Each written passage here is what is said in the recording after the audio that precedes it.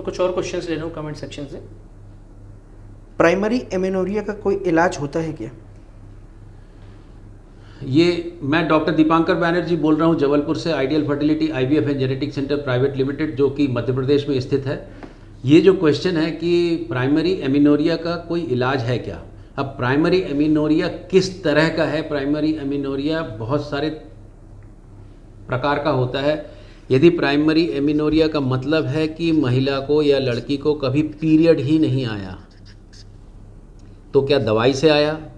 क्या दवाई से भी नहीं आया? यदि नहीं आया तो क्यों नहीं आया?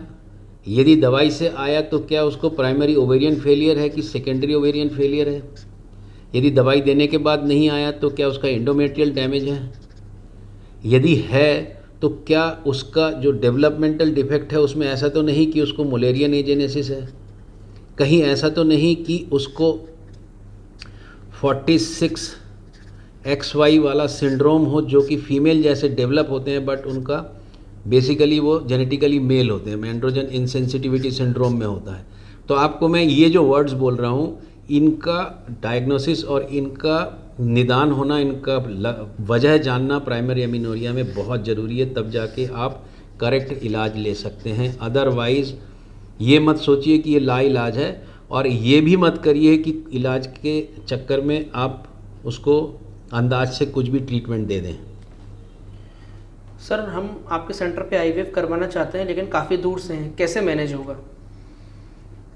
दूरी का तो कोई प्रॉब्लम ही नहीं है, क्योंकि व्यक्ति अफ्रीका से भी इलाज कराने आते हैं और यूरोप से भी आते हैं। तो आप देवेंद्र जी से बात करके आप अपने लॉजिस्टिक्स और आने जाने का कैसे आना है, कैसे रीच करना है, वो आप पता कर सकते हैं। आपको यदि रुकने का इंतजाम या पूछना है तो वो भी आप पूछ सकते हैं। सर, PCOD की प्रॉब्लम है, पीरियड लेने से ही, मेडिसिन लेने से ही पीरियड आता है, ऐसी कंडीशन में सिर्फ IVF से प्रेगनेंसी होगी या नेचुरल भी हो सकती है?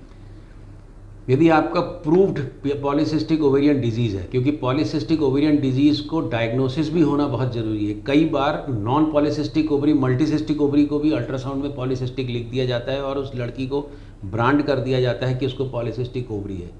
तो मैं कुछ भी ट्रीटमेंट आगे बोलने के पहले ये देखना चाहूँगा कि वास्तव में आपको हुआ क्या है। आप किसी अच्छे एंडोक्राइन से या फिर आके आप अपना हार्मोनल ऐसे या फिर अपना जांच करा सकते हैं, जिसमें आपका करेक्ट डायग्नोसिस हो कि आपको प्रॉब्लम क्या है। Is anti scan is necessary for all pregnancies? I should say yes, anti-scan is one of the very important analysis of the fetus or the Garbhastha Shishu or the baby in the womb at 3 months or 3.5 months, that is 3.5 months. It is done between 11 weeks to 14 weeks of pregnancy, and it is so important that it gives a lot of idea about the structure of the baby, about the quality of the baby, and we decide the risk factor for Down syndrome and other chromosomal defects. If there is any problem, then we should confirm it by diagnostic test.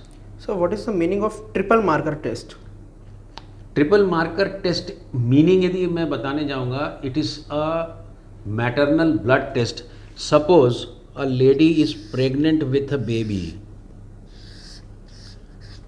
and this is her uterus. This uterus is having baby inside, and baby is connected with the uterus with a placenta. That is the connection between the baby and the fetus.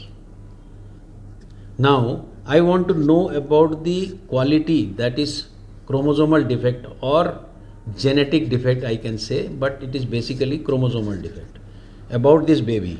Then I should go inside the cavity and take out the fluid or take the sample of the placenta. It is called invasive. We don't want to do needling into the pregnancy. Then how can I know about the health of the baby regarding its genetic status or chromosomal status? So this baby secretes some substance into maternal circulation, mother's circulation, mother's blood, and it is through placenta. This is estradiol or HCG, AFP. These are all substance which is secreted by placenta. Some test is being done by inhibin B also. These are proteins which are secreted by placenta into maternal circulation. Now this circulated substance is calculated with normal pregnancy and abnormal pregnancy, known abnormal, known normal. Then we calculate their level with normal, and there is a formula of estimating whether it is in the normal range or abnormal range. With this abnormal range, the machine calculates what type of genetic defect might be there.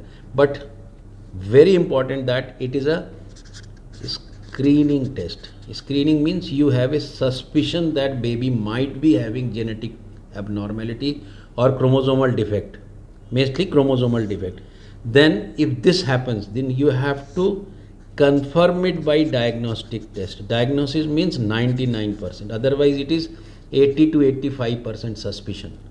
So this 99% test is done by amniocentesis, which we do regularly. सुनने और जुड़ने के लिए बहुत बहुत धन्यवाद। यदि आप इस वीडियो को अभी तक देख रहे हैं तो आप इस चैनल को सब्सक्राइब करिए, इसे लाइक करिए और इसको शेयर भी करिए ताकि लोगों तक ये जानकारियाँ पहुँच सकें। आप हमारे सोशल मीडिया के दूसरे माध्यम जैसे इंस्टाग्राम में आइडियल फर्टिलिटी का पेज या फिर फेसबुक में आइडियल फर्टिलिटी को भी देख सकते हैं, अपने कमेंट्स लिख सकते हैं। सुनने और जुड़ने के लिए बहुत बहुत धन्यवाद।